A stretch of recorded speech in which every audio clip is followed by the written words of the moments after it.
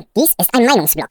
Alle Talks sind reines Stammtischniveau, mit humoristischen Ansätzen, oft emotional, manchmal auch polemisch. Erwartet keinen analytischen Expertentalk, liebe Freunde. Hallo, Moje, Jodedach, herzlich willkommen auf meinem kleinen, bescheidenen Kanal. Ich bin der Leo, schön, dass ihr eingeschaltet habt.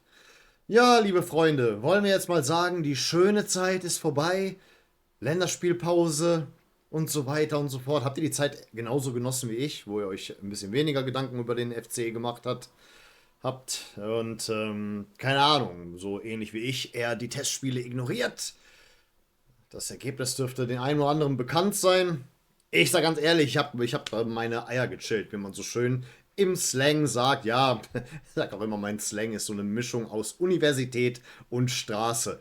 Aber gut, ja, jetzt geht's wieder ans Eingemachte. Wir fahren nach Paderborn am Wochenende. Und ja, über die Gedanken vor dem Spiel werde ich dann gerne ein paar Worte an euch richten und ein paar Worte darüber verlieren. Ich hadere damit, ob ich mich wirklich gerade auf das Spiel freue, aber war auch die letzten paar Male so, oder? Ich habe jetzt die letzten Folgen mir nicht mal irgendwie angesehen oder sowas. Ich meine, wenn man die selber produziert, guckt man das nicht so oft. Aber ja, letztes Mal haben wir wirklich eine ekelhafte Niederlage erlebt. Da stand natürlich auf der Kippe, was den FC betrifft, alles Mögliche. Der Trainer stand auf der Kippe, der Geschäftsführer Sport.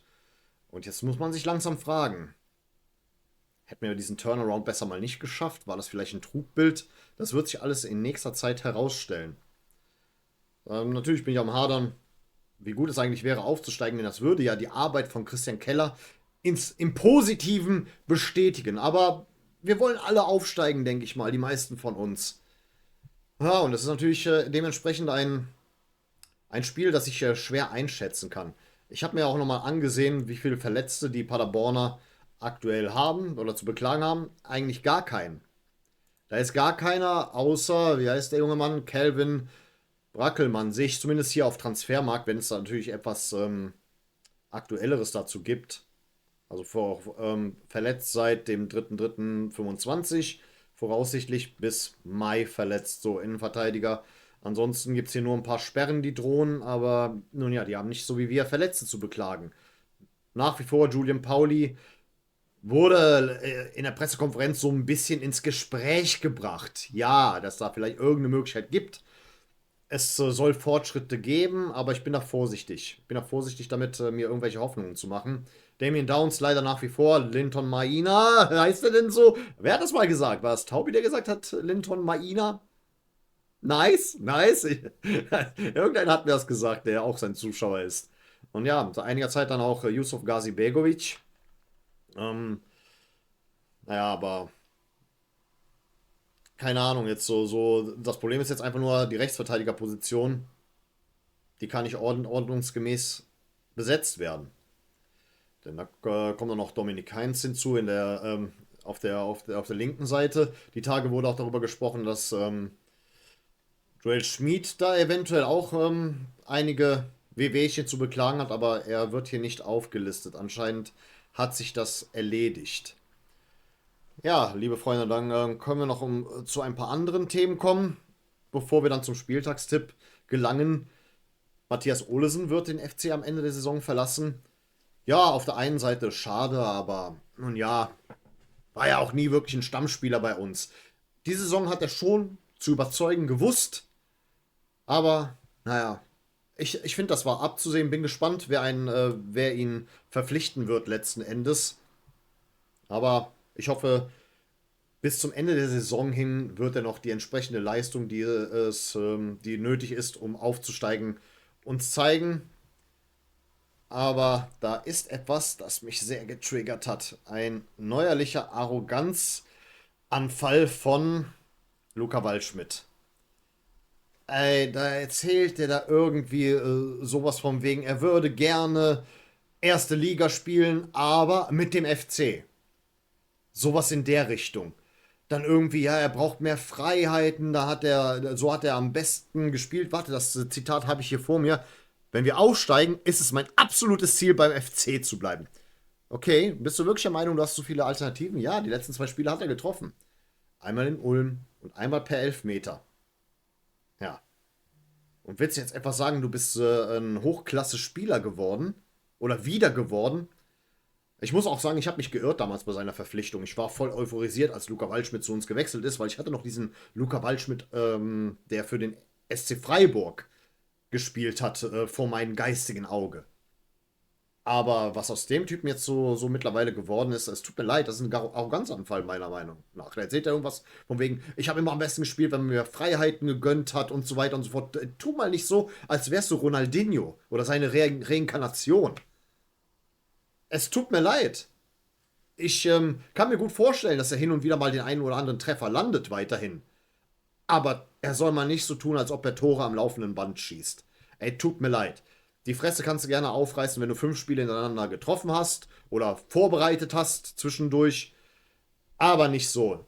Wer will dich schon außer der FC? Aber das Problem ist auch, er ist auch in so einer Position, wo es den FC-Fans relativ scheißegal ist, ob er geht oder bleibt. Deswegen, das soll man nicht so tun, als ob das eine Drohung wäre. Für die einen ist es eine Drohung, für die anderen ist es eine Erleichterung. Schlimm wäre natürlich, wenn jetzt Linton Maina, ich nenne jetzt weiterhin so, ich habe das jetzt gerade voll im Kopf.